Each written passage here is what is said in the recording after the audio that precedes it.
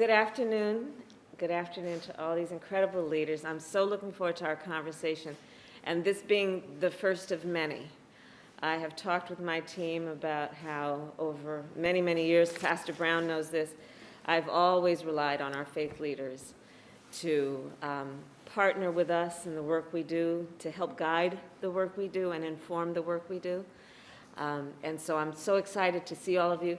This is the Vice President of the United States official reception room, and you are among some of the first groups that I have met with in this room.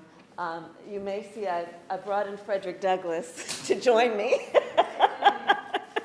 Actually, that was donated to us from my alma mater, Howard University. But I expect that he would be proud of the work that we will do in this room today and over the coming months and years. So thank you all. I'm honored to have you join us and be here this afternoon.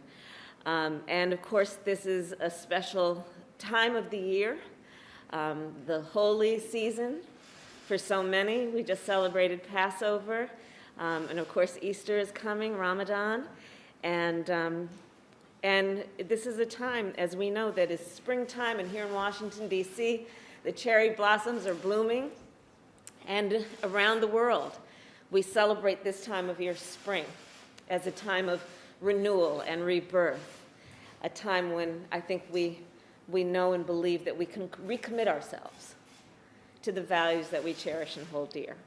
So it's a special time of year, and I want to thank each of you as part of the leadership of our country for, in particular, what you have been doing throughout your lives, but in particular over this last year.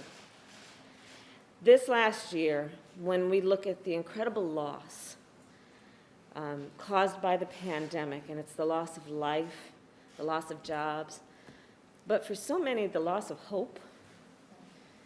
These have been such difficult times, dark times, where I think many, and sometimes even including myself, that have challenged our faith, our belief in what is possible, our question about why is this happening.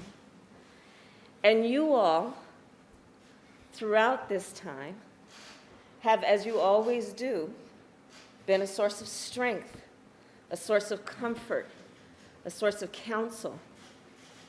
You have worshiped with and held families virtually or in person who have experienced tremendous loss.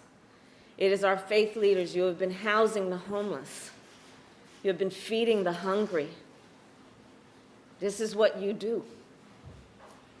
And over this last year in particular, it has stretched the resources that are not only financial and physical, but spiritual.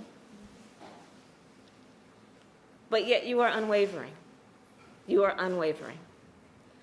And so I wanted to bring you together in this season to, first of all, thank you, and by extension, all of the leaders and our faith leaders around the country for the work you have done to be part of the strength and the guideposts and the pillars that in this moment of such turbulence have been holding up our ability to retain our faith and retain our sense of hope.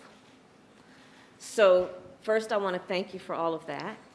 And then wanted to talk with you about some of the light that we are seeing as an administration. And I, of course, bring you greetings from the President, from President Biden. And we are seeing light that also comes from the work that we have a responsibility to do as elected leaders around, for example, the American Rescue Plan and the $1,400 checks, lifting half of America's children out of poverty. We're so excited about that.